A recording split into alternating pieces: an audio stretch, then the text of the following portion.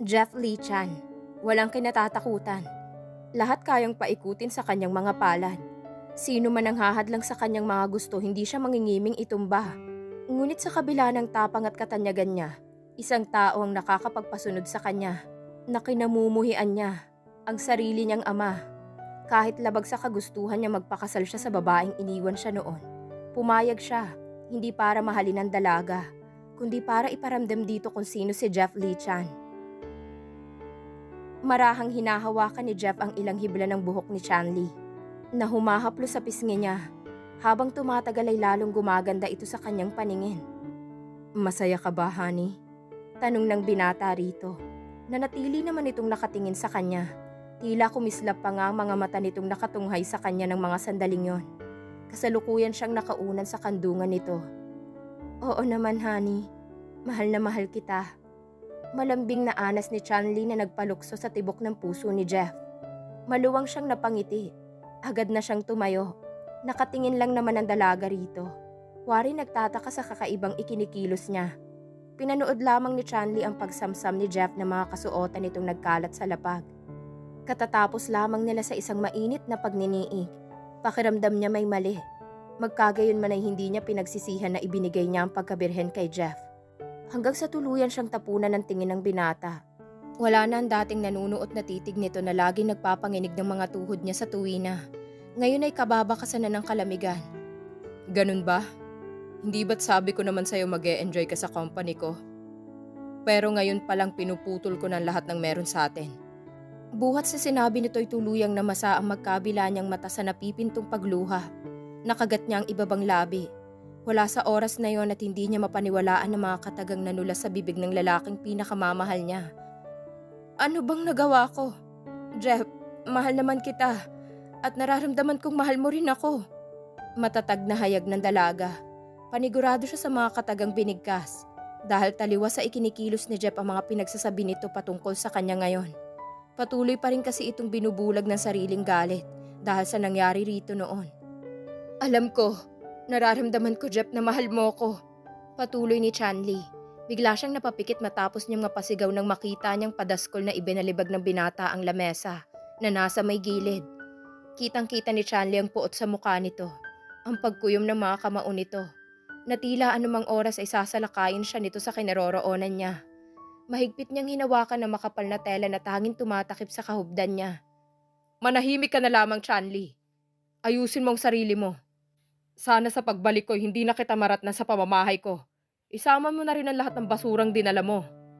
Bulyaw nito. "A- ano bang pinagsasabi mo, Jeff? Hindi ba't nangako tayo sa isa't isa, di ba?" Hindi natitigatig na habol ni Chanli.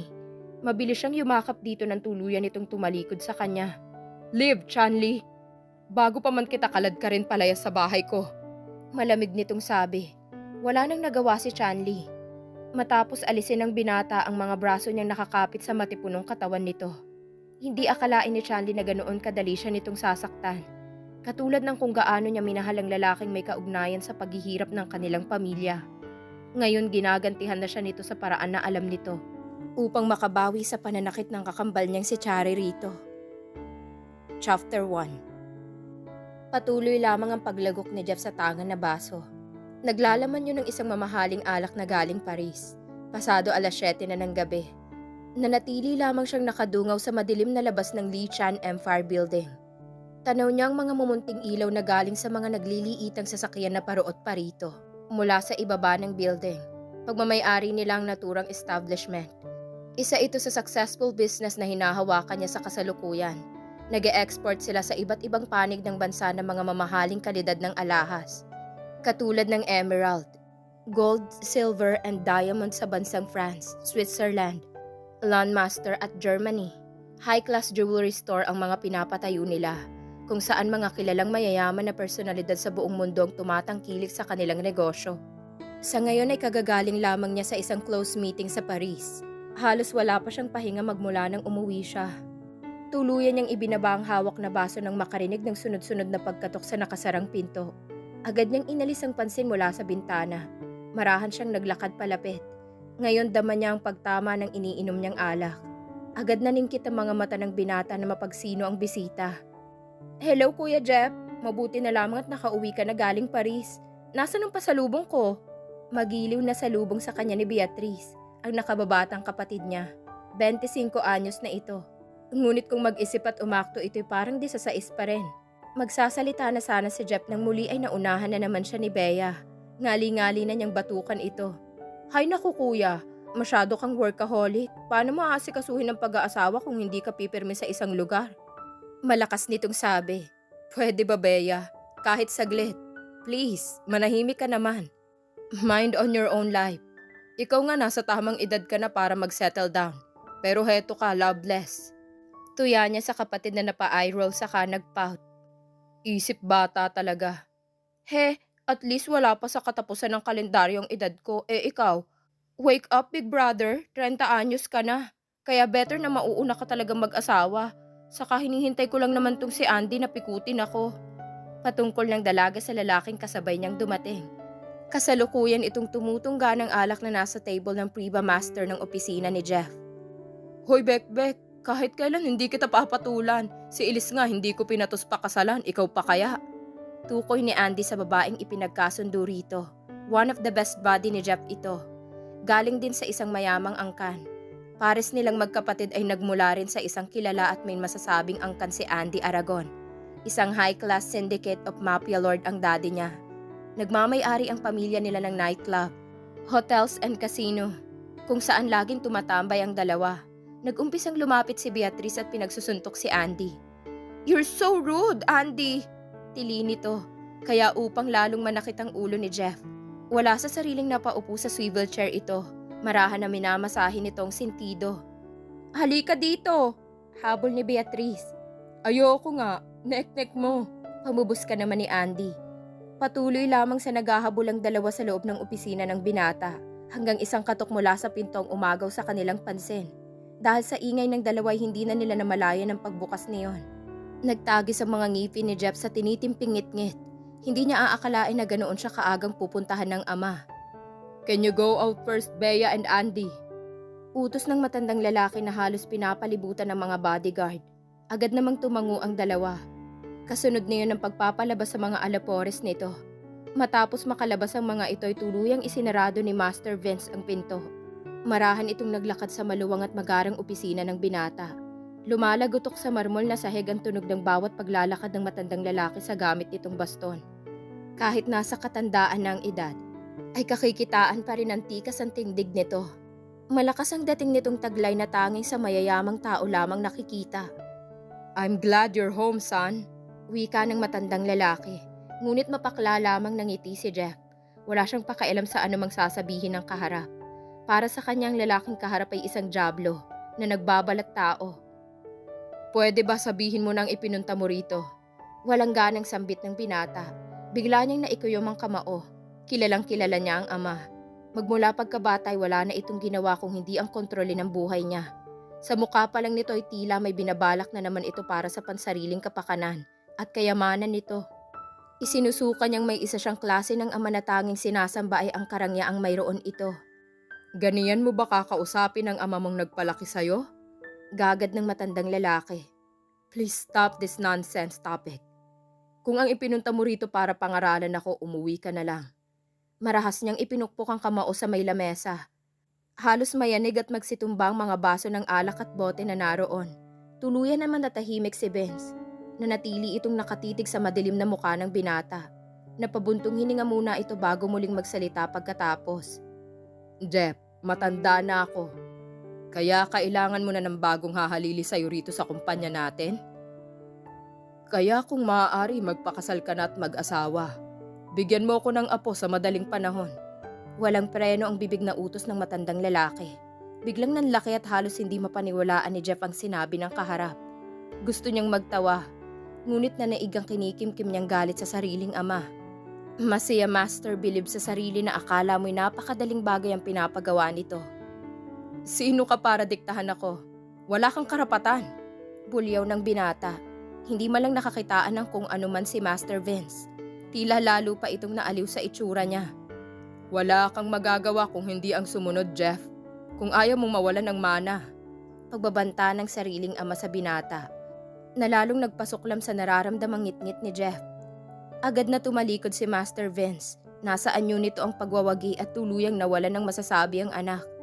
Hahawakan na sana nito ang seradura ng pinto nang muli itong humarap sa binatang napupuot sa kanya. "Huwag kang mag-alala dahil nakakita na ako ng tamang babae para sa'yo. Maybe you'll remember her with the name, Chanley Jones." Deklara ng matandang lalaki na nagpatigagal kay Jeff sa mga sandaling lumipas. Malakas na ipinukpok ni Jeff ang palad na mariin ng pagkakakuyong.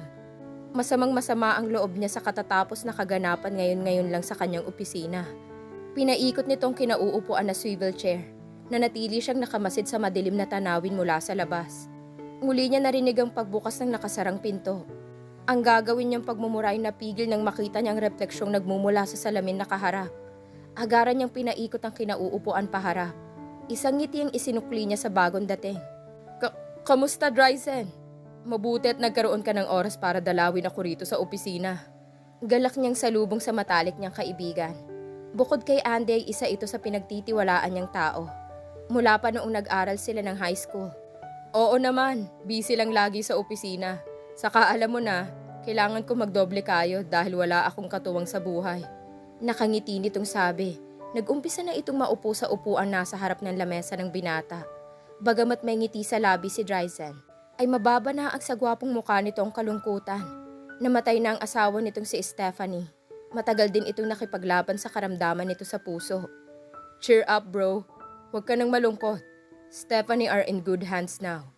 Saka nariyan naman sina Shin at Esteliar eh. May dahilan ka na para magpatuloy sa buhay.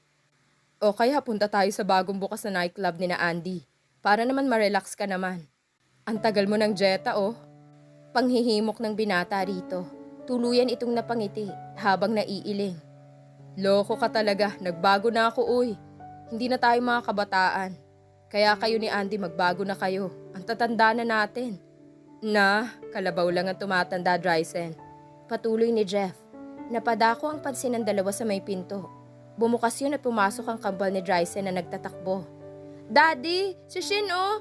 Hinihila na naman yung buhok ko!" Sumbong ni Esteliar sa ama. "Tama na yan, Shin. Alam mo naman na ayaw ng kambal mo na pinakikialaman ng buhok niya."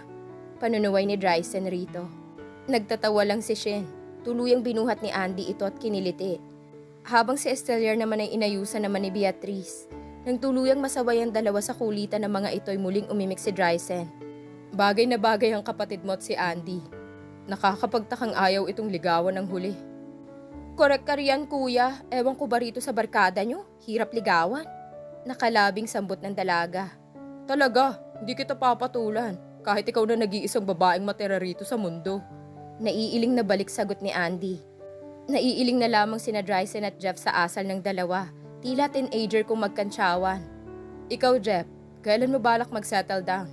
Si Dryzen. "Ano ba yan? Kanina si Papang nangungulit sa akin na mag-asawa ako. Tapos ngayon ikaw naman. Please, give me a break, bro." Iiling-iling na sagot ni Jeff. Muli nitong sinalina ng baso na nasa lamesa.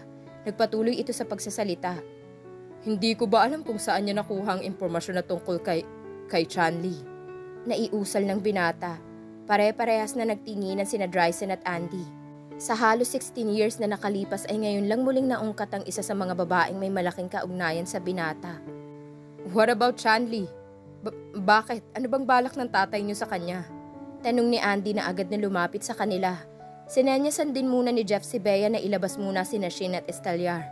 Mabilis naman na nagtatakbo ang dalawang paslit habang humahabol si Beatrice. Nang makalabas ang mga ito'y muling tumuon ang pansin ni Jeff sa dalawang kaibigan. Ayaw man niyang ishare sa dalawang naging usapan nila ng ama niya rito kanina, pero tila iyon ang kinakailangan niyang gawin. Matapos niyang lumagok sa iniinuman na baso ay isinalaysay niya ang naging pakay ng ama. "Kaya nga galit na galit ako. Mula pagkabata wala nang ginawa ang matandang yung kundi ang pakialaman ako. He's too much." Pakli ni Jeff. Naggalawan ang panga nito sa pagtatagis ng ngipin. Kulang na lang ay mabasag niyang hawak na babasaging baso. Napasindi naman si Andy ng sigarilyo. Agad naman binigyan nito si Jeff pagkatapos. Mabilis na napabuga ng usok mula sa hinihitit na yosi si Jeff. Sa sandaling yun ay natahimik silang tatlo. Nag-iisip sa maaari nilang itugon sa pinoproblema ng binata. Ano bang plano mo? Maya-maya'y nasabi ni Drysen. Napatutok ang pansin ng binata rito. Ano pa ba? Sasakyan ko lang naman ang trip ng magaling kong ama. Pero titiyakin kong siya mismo ang gigisahin ko sa sarili niyang laro. Gigil na sa wata ni Jeff. Kung kailangan mo ng tulong, you can count on me. For all time's sake. Yahoo! Heto na naman tayo. Napapapitik ang daliri na pati anod ni Andy. Hoy, magtigil nga kayo. Baka dahil sa binabalak niyo may masaktan na naman ha. Nagpapaalala na saad ni Drysen. Napailing ito matapos siyang alokin ni Andy ng brandy. Naalala ang mga panahon na pinahihirapan ng dalawang pinakamamahal niyang si Stephanie. Ngunit nagsisi naman ang dalawa pagkatapos at nagsorry din ang mga ito sa mahal niya. Master, don't worry. This time mas malinis ang pinaplano namin. Patuloy ni Jeff. Ngunit taliwas sa naiisip niyang plano, tuluyan siyang nampangiti ng matagumpay. Matapos niyang pagtagni-tagniin ang mga planong sisira sa ninanais ng ama para sa buhay niya. Isang magandang sikat ng araw ang tumama sa magandang mukha ni Shanley ng mga sandaling yon. Hinayaan niyang lumugay ang mahaba niyang buhok. Halos iisang pares ng mga matang humayon sa kanyang direksyon. Habang patuloy siyang naglalakad papunta sa may pool ng pag-aari niyang resort. Sino ba naman ang hindi mapapalingon rito? Bukod sa successful siya sa ipinatayong business ay halos perpekto siya sa lahat ng aspeto sa buhay. May maamo siyang muka. May chinitang mga mata na binagaya ng malalantik na pilikmata. May matangos na ilong. Natural ang labi na mamula-mula. Binagayan din ang dalaga ng mataas na height at balingkinita na katawan na inaasam-asam ng mga kalalakihan na nakakakita rito. Halos may makinis at tila gatas ang kutis nito. Magkagayon man ay walang ibang nakahuli sa mailap na puso ni Shanley. Ang totoo'y pinanatili talaga nitong malayo ang sarili sa mga adan.